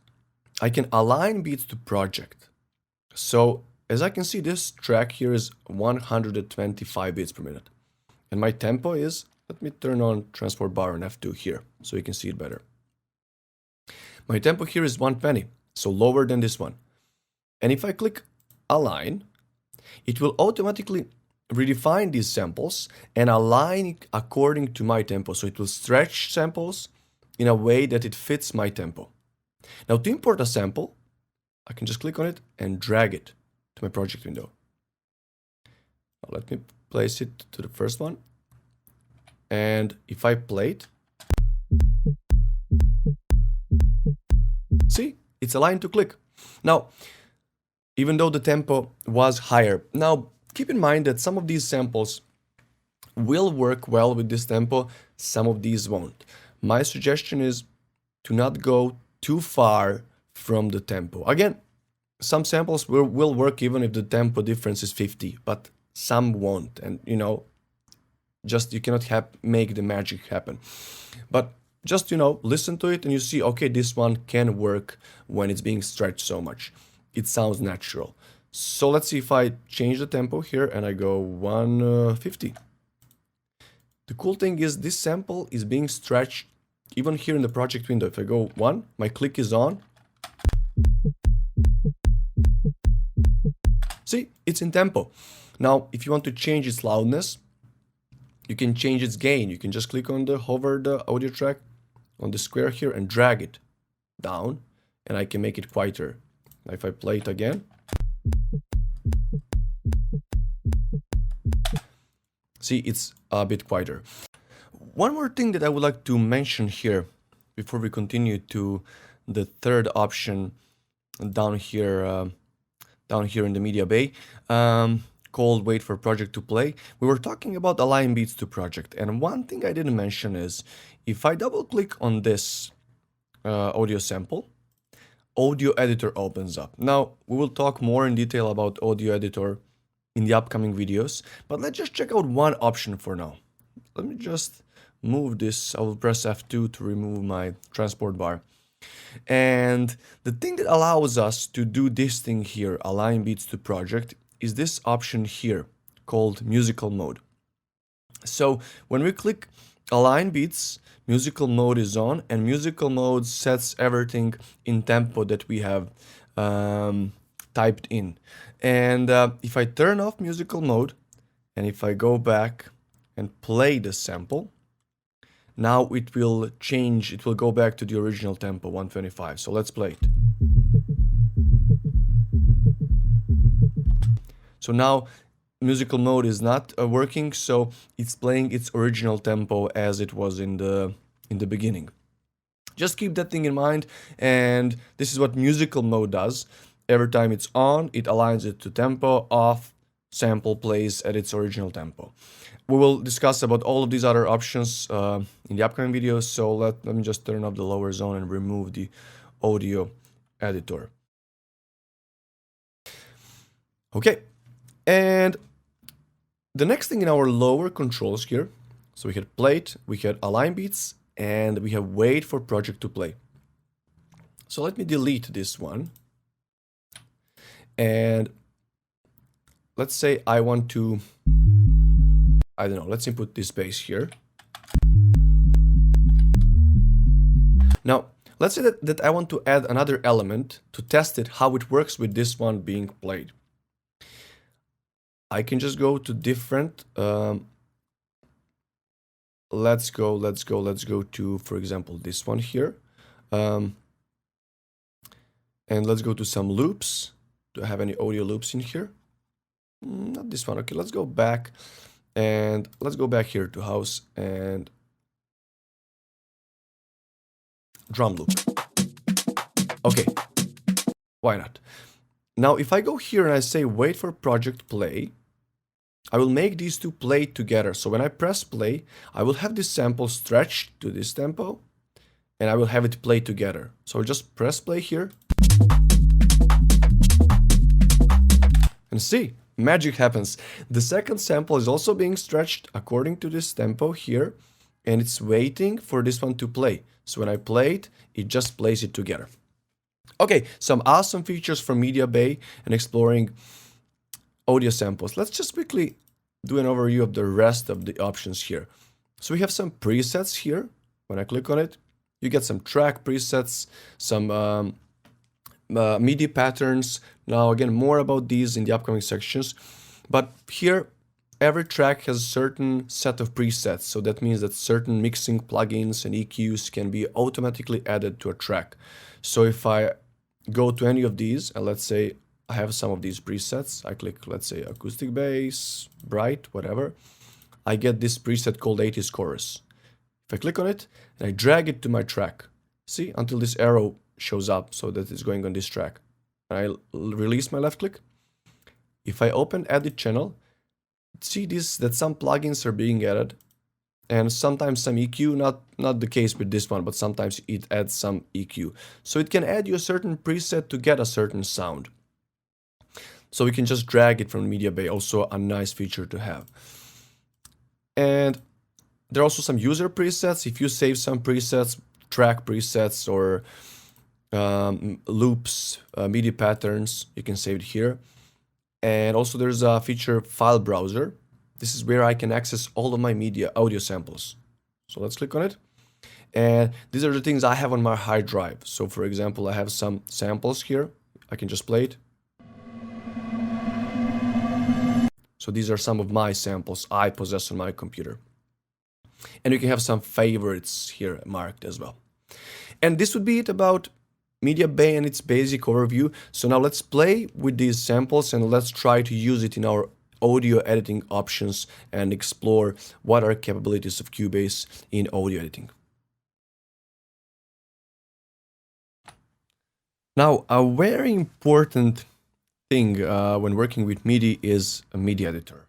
Every DAW has it, and in order to be proficient in creating music with virtual instruments, you need to be a good friend with your MIDI editor and to know how to use it effectively, quickly, to get the most of it. So by just double clicking on the track, and I'm going to open a piano track from this project here. If I double click on it, it opens up the MIDI editor. Now, we can expand this window by just clicking on this arrow here, open in separate window.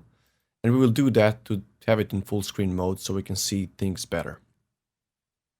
Now, as you can see, I have some, piano notes. I'm going to zoom out. Again, for zoom in and out, you can use the same options like in your project window. So by just pressing letter G or H on your keyboard, I like using these two. You can do some horizontal zooming. So zoom out and zoom in. And by just on PC, by just clicking on the wheel on your mouse and holding it, you can drag and move the window. So let's zoom out a little bit. And we can also make these notes a bit wider, a little bit here, by sliding this one here down. I just like to keep it large enough to see what notes are these. So it says, D4, G4, A4, D5, and so on. I find it useful to see what notes are playing. Okay, so let's do an overview of the main toolbar in this video. So the first one, and a very cool option, an important one, is solo button. By having solo enabled, let me go down to the lower zone again. If I play this project, let's play it. And again, I have solo enabled. Right? I can only hear this track, even though I have many tracks here, right? But this one is the only one playing. Let's go back to the full screen mode. Another cool feature is this one here, auto scroll. If you don't have auto scroll enabled, you won't be able to follow the content that is playing. Now let me show you what does that mean. If I zoom in a lot, let's say I need it, I'm editing something, and then I want to play the track. If I disable auto scroll, look what happens. See, things continue playing. Let me pause it. But I can't see the window moving. So if I enable it and then I play it, just zoom out a little bit so you can see it. Let's click here.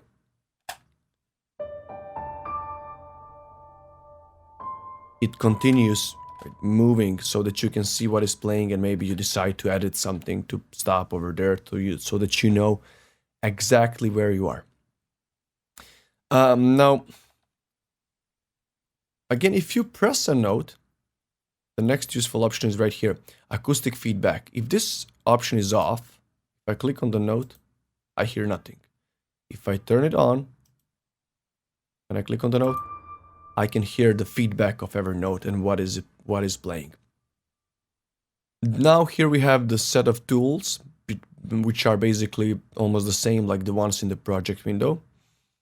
The only new one is trim option, but we will use these options in the next video where we will do some editing and do more with these tools. So for now on, we have these tools, draw, erase. So by selecting draw, we can draw a note. I'm going to delete it. We can erase notes. So, we can erase this one. Oh, let me just erase. Click on it and it disappears. I will undo it on Control+Z. And so on. So you're familiar with these tools. Now, another cool feature when drawing notes and when inserting new notes is what velocity do you want? Now, velocity is basically like the dynamic range. Do you want to have the note played softly or, pressed like high to have its maximum dynamic range? So I have my notes set at 70. Maximum is 100. So if I go up here, if I hold this arrow, it goes up to 100, actually 127, sorry. That's the maximum for MIDI. MIDI information can be divided in, 127 different levels. That's just how it is. So if I just double click on it and I say, okay, 70, type it in, press enter. Now when I go to my drawing tool, I insert a new note. Let me move it here so you can see it. See, here is its velocity shown down here. Okay, let's remove it. Now again, snap option on and off does the same thing as in the project window. Again, you can set your quantize value. I have it set on 16 here. Now another cool feature here is grid type. Again, you have the same thing in project window. We haven't talked about this one too much, but it's a very cool feature because you can do, so when things are set to grid, when you have your snap option on and you want to move this note, when you move it, it snaps directly to the grid, to the line. So if I want to move it and my snap is on, I can move it just directly to the exact value. Like, so it's 16th note in this case. Let's undo this. But if I select this option here, grid relative, this allows me to move this note relatively to the closest quantized value. So what does this mean? If I select this note and I want to move it to the right, see, I can keep that part that is off and move this entire part for the quantized value for the 16th note, but starting from here, from the beginning of the note.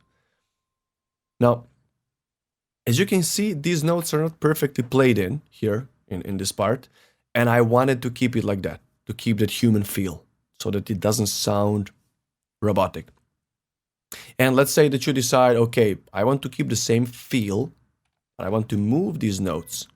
I can just select all of it, have the grid relative option on, and if I just move all of it, look what happens. It stays in the same relationship with the lines. I just move it exactly for the entire 16th note. Okay. The next thing that we have in MIDI editor is quantize length. That's a new thing here in the editor. You don't have this one in your project window. So this tells me, for example, when I'm inserting new MIDI notes, if I draw new notes, what's going to be the lowest length? Like if I insert a new note, I cannot insert a note shorter than 1/16 here. If I just click once, it's instantly 1/16 long. If I go here and say, a half beat, if I click, so I can start from the half and then drag it for half more. It just, because the snap option is on. Now, if you want to draw freely, you have to turn off the snap option. If you turn it off, take the draw tool. You can just, drag freely however you want. And let's delete it. Now, it's also possible to look at more than one MIDI tracks, and basically more than 1, 2, or 5 tracks together. Let's open lower zone, and let's say I want to work on my string section here. I have my ensemble patch, one viola, one cello. I go and select all these 3 tracks, and I double click on one of any of these. So if I double click, look what happens. I have all of these tracks selected. Now some of these are overlapping, but here if we go to this option here, layers, I can select different layers. I can say viola, and now this one becomes active, right? It tells me where it is. See, it's in this part, and these are the notes being played. I go to cello, see, it goes right here. Now I have several takes here, so that's why I have 3 tracks, but it all gets selected, and you can see it visually, what's being selected. So it's a cool thing when you want to edit, several tracks, or let's say you're working with strings, you want to do some counterpoints, and you want to have an overview like on the staff so that you can see where the notes are, where the movement goes, and so on. Okay, now let's go back to our good old friend piano. I'm going to turn up the lower zone, click on piano again. Okay, now this is a very useful option, step input, and I have dedicated a separate video, so stay with me. I'm going to explain this one, in a different video. I love this option. It's amazing. It gives you a lot of possibilities, but more about that later. And the last thing to see here is the last part here, which says velocity. Here, we can choose event colors. Now, 2 useful options here. Velocity or pitch. So, MIDI notes can be shown by velocities. So, as you can see, the ones that have lower velocity are lighter, and the one that are they have like very high velocity, let's go to this one, they become kind of eventually red. So it goes from, I don't know, light purple, bluish, something like that, up to red color. Now, there are several color codings here. I like only these 2. I find it useful. So the next one is by pitch. So you get this colorful overview of different notes colored by pitch, by notes in the scale, and yeah, just by pitch. So that would be it for this first part. In the next video, we're going to go more in, we'll talk more about editing these notes, some shortcuts, how can you quickly move through the editor and to, effectively move notes and manipulate it to get clean, fast, and productive workflow. So see you in the next one. Okay, now that we know so many things about importing samples, let's see what kind of editing on these audio tracks we can do. Now, as you can see, I have opened one audio track and I'm using it for my media bay. And if you're a Cubase 11 user and you want the exact same track, you can just type in sax solo in this search bar and you will get these tracks that I'm using. But again, it's not important at all for this practice. You can just use any audio track you have to practice these processes. So to open audio editor, we just double click on the track. So I double left click and this pops up. It's the lower zone. It pops up in the lower zone. Again, if you want to see it in the full screen, I can just go here and open it in separate window. For now, we'll keep it in the lower zone because we have a nice preview of everything right here. Now, also one thing to notice as well, if I click on this track one more time, look what happens here on the left side menu. It goes back to the regular track menu. Now, if I double click on it again, it opens this special menu for audio editing. Now, some of these tools are only accessible in Cubase Pro, things like Vario Audio. But again, don't worry for now. I will explain all the things that Element and lower versions can do. And in the end of this chapter, we will also see what Vario Audio and some advanced things from Cubase Pro can do. So let's go back here to the main menu of this audio editor. On the left side, we first have solo button, so we can solo this track if we have more than one track. And that's actually a very convenient tool because we can just edit this track only. Let's say if I add one more, let's say if I click on this piano, I will just double click on it and it will instantly get in my project. Let's make this one smaller. So if I now have two tracks, and if I want to solo this one, and let's play it. See, it's only that one playing logically. A convenient thing when editing just this track. And the next thing we can see here is Audition. Now, Audition allows us to play a selected part of the track. So if I go here to this tool menu and I go to my selection tool, range selection, let's say I select, so I just hold my left click and select the part I want, and then I release it and I go play. It will just play that selected part. Now there is an extra option here that says Audition Loop. So now when I have my selection, if I just go loop, let's see what happens. It will start playing it over and over again.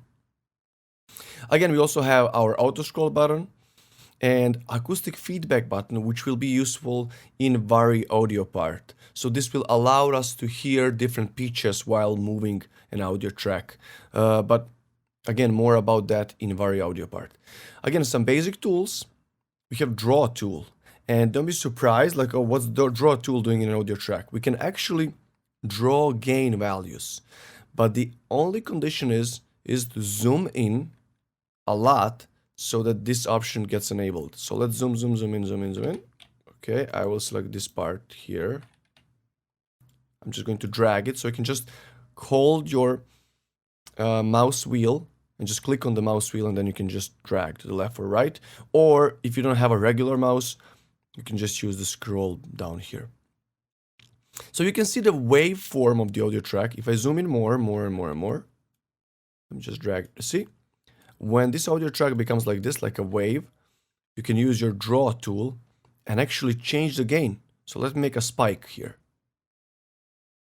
And then if I zoom out, see? And let me play actually this part here to see what happens now. Okay. Where was it? I think I lost it. But you know what? We can always draw a new one. So let me just do this one here. Let me draw. Okay, let's zoom in more. And if I just randomly draw a spike here,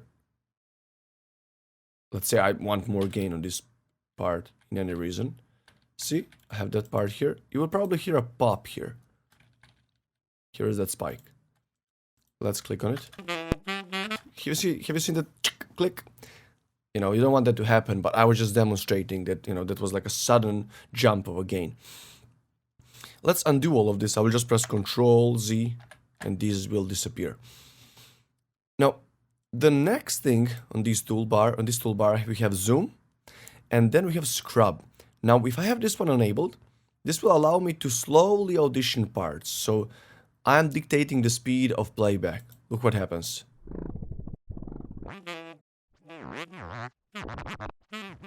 Oh, this is fun. It's like you're scrubbing an LP. Yeah, you can just do it for fun if you don't want to use it in editing. So you can just do it. How fun is that? Anyway, that's the scrub tool. Time warp, and I will have a separate video about time warping for now, so we'll skip it for now. Then we have play. So if I just click anywhere on the track and I hold my left click, I will play it all the time until I release it. When you release the left click, it will stop playing. Now, musical mode, we have covered this one in the beginning of the section about the media bay. And then if we go here to these three tools, we have show audio event. So basically, it will allow me, if I zoom out, I will see where is the beginning of this track, where is the end. The next two options we have here are edit active audio event only and show all selected audio events. Now, these two are used when we select several different tracks at the same time. So if I go and do the selection of these two tracks, look what happens. These both get selected in the audio editor, but only one is kind of whiter, or however you want to call it. It's kind of highlighted. And you can select these tracks here under the track area. I can say, do I want the piano track? Now this one gets highlighted. Or do I want the sax solo track? This option in the middle, edit active audio part, again allows me to edit only the track that is active. And the highlighted one is active. And the last option we have here is Vari Audio segment colors. This one is again related to Vari Audio. You will see how this one works in the audio, in the Vari Audio part. And again, I also have this info line. We can activate all of these lines right here. If I go to this middle settings button, setup window layout, I can have info line, regions, overview line. And this would be it for the audio editor.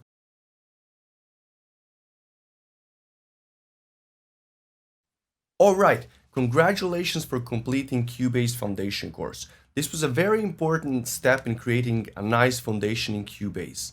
And if you really care about mastering Cubase, and if you really want to become a better producer, composer, or just to know more things in Cubase and to be more in control, I would highly suggest you to check out my complete Cubase Mastery course. Now, Cubase Foundation course is just a small part of that course, and complete Cubase Mastery is a 12-hour plus course with upcoming bonus content. And it's going to show you all those little things that you didn't know that exist in Cubase, but really make your life way more easier. So I'm going to share with you my 10-year experience and all those things that I've discovered a couple years later, and because nobody told me that they exist, but they really affect your workflow. Now, what you will do in Cubase, complete Cubase Mastery course that you didn't have in this course is you're going to expand more on things such as productivity and effectiveness in Cubase, arranging, getting speed and focusing more on creativity. And you're also going to discover many effects and plugins that we didn't mention in this course. So I'm going to introduce you into some basic production techniques. We're going to talk about EQs, compressors, reverbs, delays, overall effects, and I'm going to show you a lot of examples of what these do and how can you use it. So I highly recommend you, again, check out Complete Cubase Mastery. I'm going to leave you a link probably below in the upcoming lesson so that you can see. And if you take seriously your production and learning Cubase, I think this course can help you a lot. So one more time, thank you for completing Cubase Foundation course, and I wish you all the luck with your future projects.